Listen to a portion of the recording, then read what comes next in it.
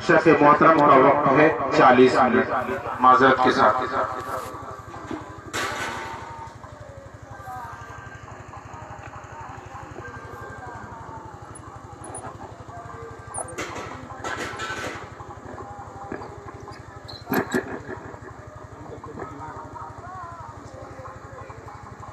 بڑھیا بولتا ہے علمی تقریر ہوتی ہے، کتنی علمی تقریر ہوتی ہے۔ السلام علیکم ورحمۃ اللہ وبرکاتہ۔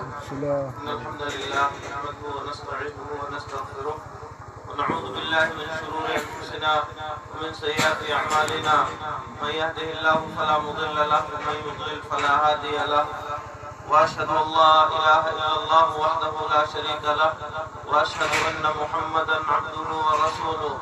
يا أيها الذين آمنوا اتقوا الله حق تقاته ولا تموتن إلا وأنتم مسلمون۔ يا أيها الناس اتقوا ربكم الذي خلقكم من نفس واحدة وخلق منها زوجها وبث منهما رجالا كثيرا ونساء، واتقوا الله الذي تساءلون به والأرحام إن الله كان عليكم رقيبا۔ يا أيها الذين آمنوا اتقوا الله وقولوا قولا سديدا يصلح لكم أعمالكم ويغفر لكم ذنوبكم، ومن يطع الله ورسوله فقد فاز فوزا عظيما۔ أما بعد فإن خير الحديث كتاب الله، وخير الهدي هدي محمد صلى الله عليه وسلم، وشر الأمور محدثاتها، وكل محدثة بدعة، وكل بدعة ضلالة، وكل ضلالة في النار۔ أعوذ بالله من الشيطان الرجيم، بسم الله الرحمن الرحيم۔ إن السمع والبصر والفؤاد كل أولئك كان عنه مسؤولا۔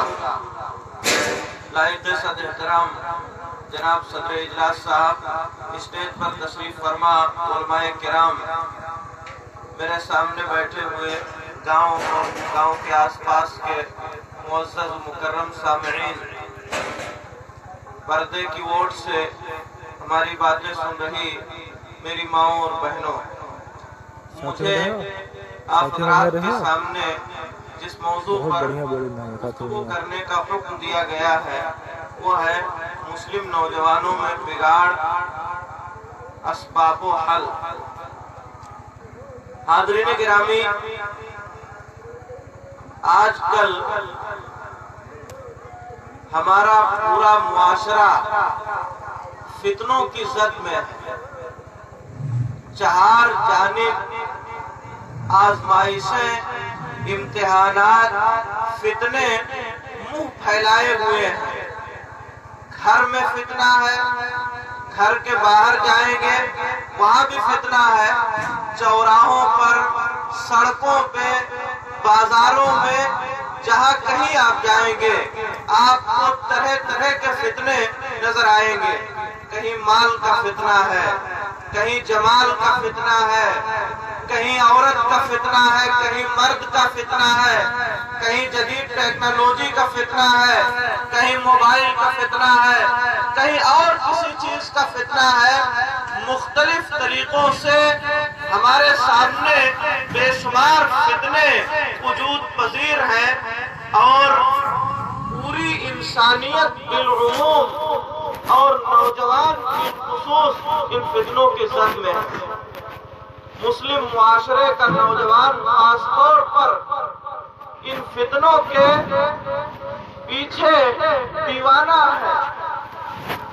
حاضرین گرامی، کتاب و سنت سے دور ہو کر کے ایک مسلم نوجوان کو آپ دیکھیں گے یا عمومی طور پر آپ دیکھیں گے تو مسلم معاشرے کے اکثر افراد، خواہ وہ بڑے ہوں یا چھوٹے ہوں، جوان ہوں یا بوڑھے ہوں، پڑھے لکھے ہوں یا ان پڑھ ہوں، ان فتنوں کی زد میں ہے۔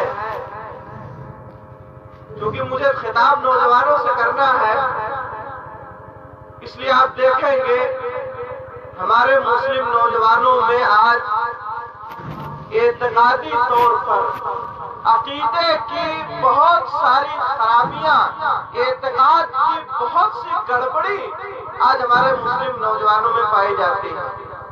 بمبئی گئے اور لوٹ کے آئے تو مال و دولت کے کمانے کے ساتھ ساتھ بہت ساری چیزیں اپنے ساتھ لے آئے.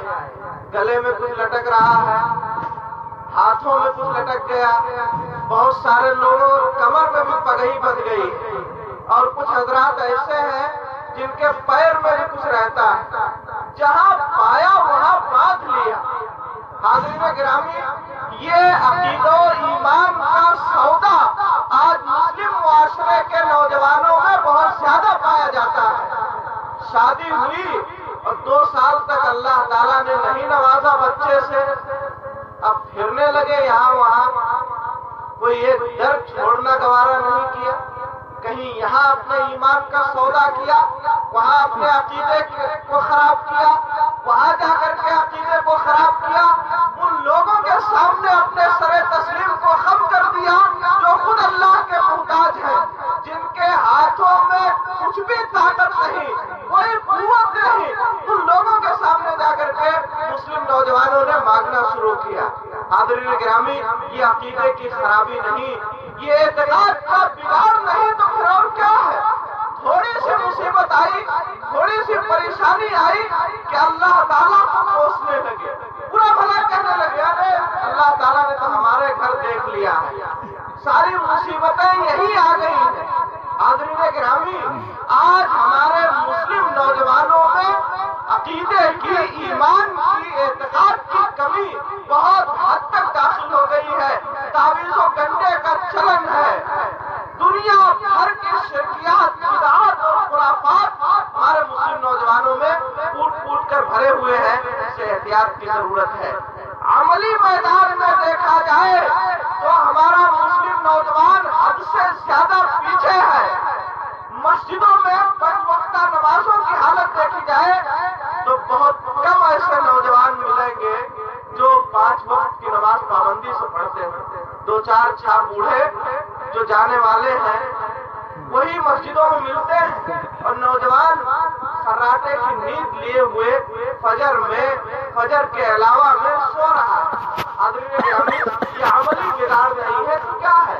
رمضان کے مہینوں میں آپ دیکھیں گے کہ مسلم نوجوان ہوٹلوں میں نظر آئے گا وقت سے پہلے افطاری کرتا ہوا. لباس اور پوشاک کا معاملہ دیکھا جائے تو ہمارا مسلم نوجوان ایسا لباس پہنتا ہے, معاف کیجیے گا, جلدی سے بیٹھنا ہو تو پھٹ جائے. چڈی ان کی پینٹ سے اوپر ہوتی, شرمدار کا حصہ نظر آتا. اگر آپ ان کے پیچھے نماز کی دوسری صف میں آپ ہو, پہلی میں وہ, اور رکوع میں جانا ہو نماز خطرے میں, شرمگاہ کا کچھ حصہ نظر آ جاتا ہے. مسلم عورتیں, ہمارے گھروں کی خواتین, نوجوان عورتیں کیا کیا پہن لیتی ہیں کچھ پتا نہیں. کوئی دھوتی پہن رہی ہے پیجامہ کے نام پہ, کسی کی قمیص اوپر جا رہی ہے, چاند بڑھتا ہوا چلا جا رہا ہے. سب ہمارے گھروں میں ہو رہا ہے. کون دے رہا ہے انہیں یہ زیب و زینت سے آراستہ و پیراستہ لباس, یہ چمک دمک والے لباس کون انہیں دے رہا ہے؟ کس کے سامنے یہ پھٹے چاک والی قمیصیں پہن رہی ہے؟ حاضرین گرامی, ہمارے گھروں میں ایک باپ کے سامنے, ایک بھائی کے سامنے, ایک شوہر کے سامنے یہ ساری داستانیں رونما ہوتی ہیں اور ہم خاموش تماشائی ہیں. آخر یہ بگاڑ نہیں ہے, یہ مسلم نوجوانوں, مسلم مردوں, مسلمان عورتوں کا بے راہ رو ہونا, صراط مستقیم سے بھٹکنا نہیں ہے تو پھر اور کیا. ضرورت اس بات کی ہے کہ اپنے آپ کو سنبھالا جائے, اپنے گھر کے مردوں کو, عورتوں کو, خاص طور پر نوجوان مردوں کو, نوجوان عورتوں کو سنبھالا جائے. ان کو صحیح راستے پر مائل کیا جائے, صحیح راستے پر چلنے کی تلقین کی جائے, اس لیے کہ یہی قوم کے مستقبل ہے. یہی اگر صحیح رہے تو آنے والی نسلیں صحیح رہیں گی. اگر یہ خراب ہو گئے تو آنے والی نسل خراب ہو جائے گی. اگر یہ نوجوان مرد, یہ نوجوان عورتیں بدعقیدہ رہی, شرک کے دلدادہ رہی, بدعت و خرافات میں ملوث رہی, تو یاد رکھیے شادی کے بعد ان کے نطفے سے جنم لینے والی اولاد, اس پر بھی ان کی بدعقیدگی کا اثر ہوگا.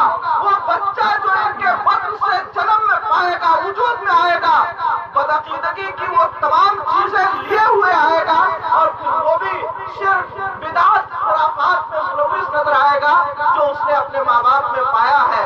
مسلم نوجوانوں کو خواہ وہ مرد ہوں یا عورتیں انہیں صحیح راستے پر لانا یہ تمام حضرات کی ذمہ داری ہے۔ حاضرین گرامی، اس لیے کہ یہی مستقبل ہے قوم کے، یہی معمار ہے قوم کے، یہی قوم کو بنانے والے ہیں۔ آگے چل کر کے قوم کی ترقی انہی کے ہاتھوں پر ہے۔ اگر یہ مسلم عورتیں ہیں، نوجوان عورتیں ہیں، تو ان کے بدن سے بچے اور بچیاں جنم لینے والی ہیں جو مسلم معاشرے کو، ہمارے گاؤں کو، ہمارے سماج کو، ہمارے گھر کو، ہماری سوسائٹی کو اچھا یا برا بنانے والی ہے۔ اگر یہ اچھی رہی، یہ نوجوان اچھے رہے، یہ نوجوان عورتیں اچھی رہی تو آنے والی نسل صحیح رہے گی، اور اگر یہ خراب ہو گئی تو پھر آنے والی پوری نسل تباہی کے دہانے پر ہوگی۔ جتنا بگاڑ ہم اور آپ آج دیکھ رہے ہیں اس سے کہیں زیادہ بگڑا ہوا ہمارا معاشرہ اس کے بعد نظر آئے گا۔ اس لیے ہماری شریعت نے نوجوانوں پر خصوصی توجہ دی ہے۔ جناب محمد رسول اللہ صلی اللہ علیہ وسلم نے فرمایا، نوجوانوں کو خطاب کرتے ہوئے، ایک نوجوان کو مخاطب کرتے ہوئے نصیحت کرتے ہوئے اللہ کے نبی صلی اللہ علیہ وسلم نے فرمایا، سنو، اغتنم خمسا قبل خمس، پانچ چیزوں سے پہلے غنیمت جان لو، پانچ نعمتوں کو، پانچ مصیبتوں کے آنے سے پہلے غنیمت جان لو۔ شبابک قبل حرمک، تم اپنی جوانی کو اپنے بڑھاپے سے پہلے غنیمت جان لو۔ یہ جو جوانی ملی ہوئی ہے یہ اللہ کی بہت بڑی نعمت ہے۔ اس عمر میں تم بہت کچھ کر سکتے ہو۔ کل تم چارپائی پر ہوگے، چاہو گے کہ قاعدے سے نماز پڑھنے کی طاقت نہیں ہوگی، چاہو گے کہ اللہ کی عبادت کر لو، لیکن کرنے کی طاقت نہیں ہوگی، سلب ہو چکی ہوگی طاقت۔ یہ اسی وقت اپنے آپ کو بنا لو، سوار لو۔ جناب محمد رسول اللہ صلی اللہ علیہ وسلم نے مختلف ناحیوں سے، مختلف زاویوں سے مسلم نوجوانوں کو ہر راہ پر لانے کا، مسلم نوجوانوں کو صراط مستقیم پر گامزن کرنے کا آپ نے طریقہ دیا، آپ نے بہت ساری باتیں بتائی، رہنمائی کی۔ حاضرین گرامی، بہرحال ان چیزوں پر بہت زیادہ توجہ دینے کی ضرورت نہیں ہے مجھے، اس لیے کہ میرا موضوع یہ نہیں ہے۔ آج مسلم معاشرے کا نوجوان، ہمارے یہ نوجوان ساتھی بگڑتے کیوں؟ بگاڑ کے اسباب کیا ہیں؟ ظاہر سی بات ہے، اگر ہم ان اسباب کو جان لیں جن کی وجہ سے ہمارا مسلم نوجوان راہ راست سے بھٹک رہا ہے، اور ان اسباب کو جاننے کے بعد ان کو دور کر لیں یا دور کرنے کی کوشش کریں، اصلاح ضرور ہوگی۔ تو سب سے پہلے جاننا یہ ہے کہ ہمارے بچے، ہمارا مسلم نوجوان، ہمارے گھروں میں پرورش پانے والی یہ اولاد بگڑتی کیوں؟ بہت سارے اسباب ہیں بگاڑ کے۔ پہلی چیز، پہلا سبب ہمارے بچوں کے بگڑنے کا، مسلم نوجوانوں کے راہ راست سے الگ ہونے کا، ہٹنے کا پہلا سبب کتاب و سنت سے دوری۔ قرآن و سنت سے، قرآن مجید سے، اللہ کی کتاب سے، نبی کے فرامین سے، قرآن سے، حدیث سے، دینی تعلیم سے، دینی شعائر سے دور ہونے کی وجہ سے ہمارے بچے راہ راست سے بھٹک جاتے ہیں، ہمارا مسلم نوجوان راہ راست سے دور ہو جاتا ہے۔ ہمارے گھروں کا ماحول دینی نہیں ہے، ہمارا لباس و پوشاک دینی نہیں ہے۔ جن گھروں میں نماز فجر کے وقت لوگوں کو اٹھنا چاہیے نہیں اٹھ رہے ہیں، باپ سویا ہے، ماں سوئی ہے، گھر کے سارے افراد سوئے ہیں۔ پڑھائی لکھائی کا حال یہ ہے کہ انگریزی درجہ 5 کا بچہ فراٹے سے بول رہا ہے اور قرآن مجید کی ایک سورت یاد نہیں ہے۔ ایک بچے کو معلوم ہی نہیں اسلام کیا ہے، دین کیا ہے، نماز کیا ہے، روزہ کیا ہے، حج کیا ہے، زکات کیا ہے، باپ کسے کہتے ہیں، اس کا ادب و احترام کیا ہے، ماں کیا ہوتی ہے، اس کے کیا حقوق ہم پر ہیں، بھائیوں کے حقوق کیا ہے، بہنوں کے حقوق کیا ہے۔ جب ایک بچے کو ہم نے سکھایا ہی نہیں، جب ہمارا بچہ، ہمارا مسلم نوجوان اس بات سے عاری ہے، دینی تعلیم سے کچھ جانتا ہی نہیں ہے، تو پھر یہ امید لگائے رہنا کہ وہ اچھا ہوگا، باپ کی خدمت کرے گا، ماں کے ساتھ اچھا برتاؤ کرے گا، بھائیوں کی عزت کرے گا، مسلم معاشرے اور سماج کی نیک نامی کا سبب بنے گا، ہرگز نہیں۔ نیم کے پیڑ میں کبھی بھی انگور نہیں آتی۔ اگر آپ نے اپنے بچے کو ABCD پڑھایا ہے تو الحمدللہ رب العالمین نہیں پڑھے گا۔ آپ نے اپنے بچے کو دنیا بھر کی دنیاوی تعلیم دی ہے، شروع ہی سے لا کر کے پینٹ شرٹ پہنا دیا، ٹخنے سے نیچے ہے، دنیا بھر کی خرافات کی چیزیں شروع ہی سے آپ نے اس کے ذہنوں میں، دماغوں میں بھر دیا۔ اب یہ امید لگائے رہو کہ وہ بچہ آپ کا ہو جائے، آپ کے کہے میں رہے، دین سے جڑ جائے، ہرگز نہیں۔ حاضرین گرامی، آج مسلم نوجوانوں کی بے راہ روی کا سب سے اہم سبب یہ ہے کہ ہم کتاب و سنت سے دور ہو گئے، قرآن سے، حدیث سے ہمارا رشتہ ٹوٹ گیا، اور کتاب و سنت سے، اللہ کے ذکر سے جو لوگ دور ہو جائیں گے وہ بگاڑ ان میں یقینی ہے۔ وَمَنْ أَعْرَضَ عَنْ ذِكْرِي فَإِنَّ لَهُ مَعِيشَةً ضَنْكًا وَنَحْشُرُهُ يَوْمَ الْقِيَامَةِ أَعْمَىٰ۔ اللہ تعالیٰ نے قرآن مجید میں فرمایا، جو میرے ذکر سے اعراض کرے گا، قرآن مجید سے دور ہو جائے گا، رخ پھیر لے گا، دین سے دوری اختیار کرے گا، اس کی زندگی تنگ ہو جائے گی، اور قیامت کے دن ہم اس کو اندھا کر کے اٹھائیں گے۔ حاضرین گرامی، یا ایھا الذین آمنوا لا تلہکم اموالکم ولا اولادکم عن ذکر اللہ۔ اے اللہ پر ایمان لانے والو، تمہیں تمہارا مال، تمہاری اولاد اللہ کے ذکر سے غافل نہ کرے۔ ومن یفعل ذلک فاولئک هم الخاسرون۔ اور جو لوگ جنہیں ان کے مال نے، ان کی اولاد نے اللہ کے ذکر سے غافل کر دیا، یہی گھاٹا اٹھانے والے ہیں، یہی لوگ بگڑنے والے ہیں۔ فساد کا شکار وہی لوگ ہوئے جو اللہ رب العالمین کے ذکر سے، اللہ کی کتاب سے، نبی کے فرمان سے دور ہو جائیں گے۔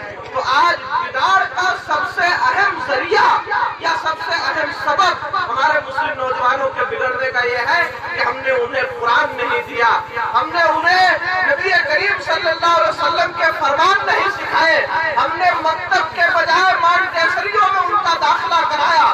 میں یہ نہیں کہتا کہ عصری تعلیم حرام ہے، لیکن یاد رکھیے وطنی دینی تعلیم جو ایک مسلمان کے لیے ضروری ہے، جتنے میں اسے ارکان اسلام، ارکان ایمان یاد ہو جائے، اتنی تعلیم دینا ضروری ہے۔ تو بہرحال حل اس کا یہ ہے، مسلم نوجوانوں کو بگاڑ سے بچنے کے لیے یا مسلم نوجوانوں کو بگاڑ سے بچانے کے لیے ضروری یہ ہے کہ انہیں کتاب و سنت سے جوڑا جائے، قرآن سے، حدیث سے، اللہ اور اس کے رسول کے فرمان سے انہیں جوڑا جائے۔ یہ ان کے اصلاح کا سب سے اہم ذریعہ ہے۔ حاضرین گرامی، دوسری وجہ مسلم نوجوانوں کے بگاڑ کی دوسری وجہ، بہت سے بزرگ حضرات یہاں بیٹھے ہیں، معاف کیجئے گا مجھے، مسلم نوجوانوں کے بگڑنے کا بہت اہم ذریعہ ماں باپ کا خراب ہونا۔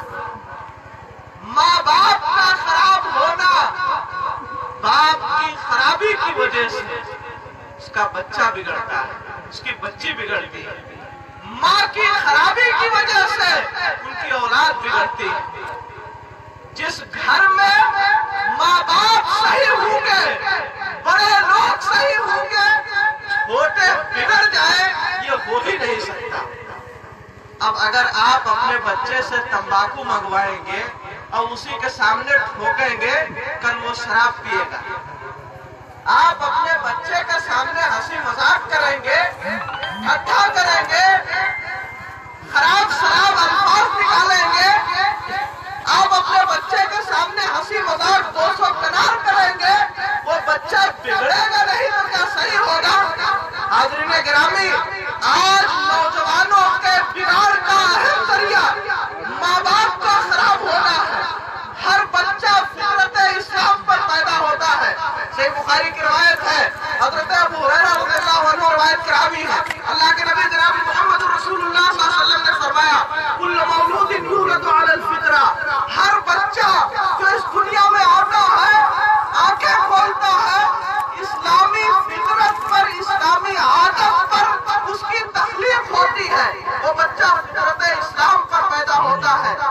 ایک بچہ فطرت اسلام پر پیدا ہوا ہے، ساری چیزیں اس کے ذہن میں اسلامی داخل کر دی گئی ہے، پھر وہ اسلام سے دور کیوں ہوتا ہے؟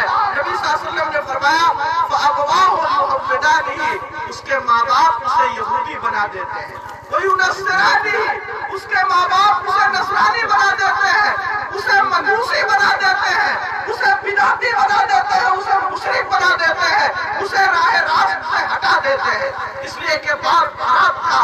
اگر باپ نے شرک کیا، گھر مشرکانہ ماحول سے ہٹا ہوا ہے، ماں مشرک ہے، بے نمازی ہے، اللہ اور اس کے رسول کے فرمان سے دور ہے، وہ بچہ راہ راست پر رہے ہو ہی نہیں سکتا۔ یہی وجہ ہے کہ ہمارے نبی جناب محمد رسول اللہ صلی اللہ علیہ وسلم نے بچوں کے تئیں بڑوں کو یہ حکم دیا ہے، نوجوانوں کی اصلاح کا ایک اہم ذریعہ بتایا ہے، نوجوانوں کے لیے، بچوں کے لیے ایک اچھی ماں کا انتخاب کیا جائے، ایک اچھے باپ کا انتخاب کیا جائے۔ اگر آپ کا لڑکا ہے، اس کی شادی کرنی ہے، اس لڑکے کی شادی کے لیے جس عورت کا انتخاب کیا جائے وہ عورت دیندار ہو، وہ عورت پرہیزگار ہو۔ صحیح بخاری کی روایت ہے، حضرت ہریرہ رضی اللہ عنہ روایت کراوی ہے، اللہ کے نبی جناب محمد رسول اللہ صلی اللہ علیہ وسلم نے فرمایا ایک عورت سے 4 چیزوں کی وجہ سے شادی کی جاتی ہے۔ عام طور پر دنیا کا جو رواج ہے، دنیا کے ریت رواج میں پھنسے ہوئے ہیں ہم اور آپ، دنیا کے ریت رواج کے اعتبار سے عام طور پر شادی کرتے ہوئے 4 چیزیں دیکھی جاتی ہے۔ لمالہا، عورت سے شادی کی جاتی ہے اس کے مالداری کی وجہ سے، ٹرالی بھر کے لائے گی کہ نہیں، گھر پورا بھرے گا کہ نہیں، ڈبل بیڈ ملے گا کہ نہیں ملے گا، مہارا دوبارہ اور مسارا دیکھا جاتا ہے، گھر ٹریکٹر کھڑا ہے کہ نہیں، کئی بیگھہ کا جوتار ہے، یہ ساری چیزیں دیکھیں۔ لمالہا، عورت سے شادی کی جاتی ہے اس کے مال کی وجہ سے، جہیز کتنا لائے گی، بولے جمالہا، خوبصورت ہے کہ نہیں، ہٹھی کٹھی لمبی خوبصورت بڑی آنکھوں والی، دنیا بھر کی فرمائشیں کی جاتی ہیں خوبصورتی کی وجہ سے۔ بولے حسبہا، خاندان کی وجہ سے، مہتو ہے کہ نہیں، برادری دیکھی جاتی ہے، برادریوں کا تعصب بڑھتا جا رہا ہے۔ بولے دینہا، دینداری کی وجہ سے، یہ 4 چیزیں دیکھی جاتی ہیں۔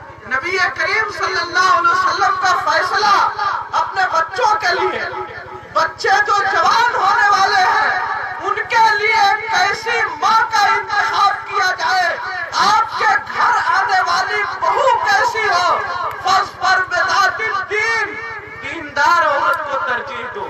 اگر دیندار ہے، پرہیزگار ہے، اگرچہ جہیز نہیں لا رہی ہے، اگرچہ خوبصورت نہیں ہے، خاندان بہت بڑا نہیں ہے، نہ رہے، دیندار سے شادی کرو۔ اگر ایسا نہ کرو تربت یدا، تو تمہارے دونوں ہاتھ خاک آلود ہوں۔ نبی صلی اللہ علیہ وسلم کی ایک معنی میں یہ بددعا ہے ان لوگوں کے لیے جنہوں نے دینداری چھوڑ کر کے مالداری کو ترجیح دیا۔ دیندار عورت تھی، اچھی عورت تھی، اور انہوں نے اس عورت کو چھوڑ کر کے مال کی وجہ سے شادی کیا۔ یاد رکھیے وہ بہو جو آئے گی، اس عورت کے جو بچے ہوں گے وہ کبھی بھی دیندار نہیں ہو سکتے اگر وہ دیندار نہیں ہے۔ اور اگر آپ نے ایک دیندار بہو اپنے گھر میں لایا ہے، اگر ایک دیندار بچی سے اپنے بیٹے کا نکاح کیا ہے تو آنے والی نسل صحیح رہے گی۔ اسی طرح اللہ کے نبی صلی اللہ علیہ وسلم نے جہاں عورت کے بارے میں کہا، وہیں اگر اپنی بیٹی کا نکاح آپ کو کرنا ہے تو اس بیٹی کا جو شوہر ہو وہ بھی دیندار ہو، دیندار شوہر کو ترجیح دو۔ ترمذی کی روایت ہے، ابو ہریرہ رضی اللہ عنہ روایت کراوی ہے، اذا خطب الیکم من ترضون دینہ وخلقہ فزوجوہ الا تفعلوا تکن فتنۃ فی الارض وفساد عریض۔ جب تمہاری بیٹی کا ہاتھ مانگنے کوئی ایسا آدمی آئے جس کے اخلاق، جس کے دین سے اور اس کے اخلاق سے تم مطمئن، دیندار لڑکا ہے، بااخلاق لڑکا ہے، اگر اگرچہ سرکاری نوکری پہ نہیں، اگرچہ بہت بڑے گھر کا نہیں، بہت زیادہ پڑھا لکھا نہیں ہے، دیندار ہے، بااخلاق ہے، بات کہی اس کی ٹھیک ہے، لوگوں کے ساتھ اس کا اٹھنا بیٹھنا اچھا ہے، اپنی بیٹی کی شادی اس سے کر دو۔ اگر ایسا نہیں کیا، تم نے اس لڑکے کو چھوڑ کر کے کسی بہت بڑی حویلی میں رہنے والے سے شادی کیا، مشرک کے ہاتھ تھما دیا، یاد رکھیے زمین میں فتنہ برپا ہوگا، بہت بڑا فساد ہوگا۔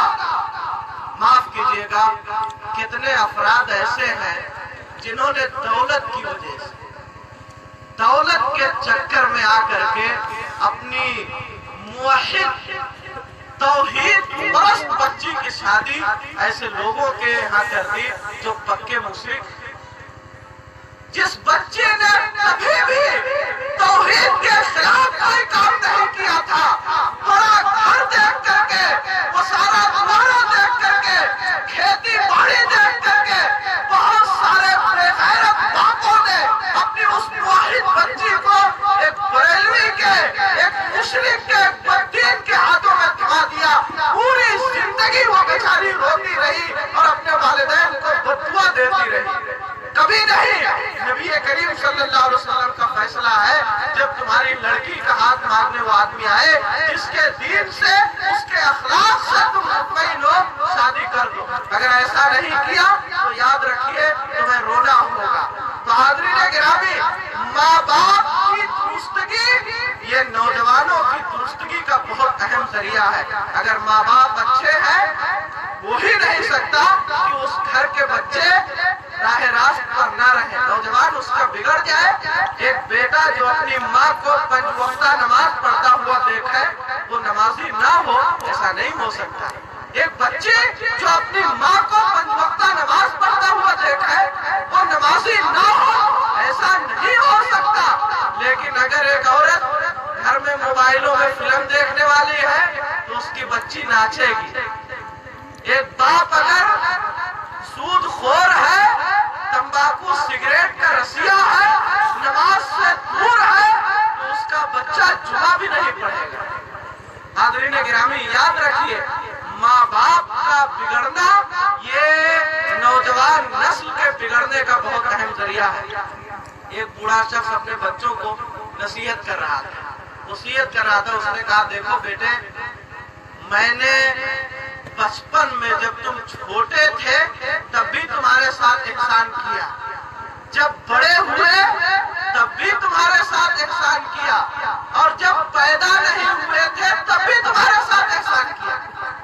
بیٹے حیرت میں پڑ گئے، ارے بچپن میں اور جوانی میں جو تم نے احسان کیا والد محترم یا دادا صاحب، یہ تو سمجھ میں آ رہا ہے، یہ پیدا ہونے سے پہلے کیا احسان کرتے جب تھے ہی نہیں۔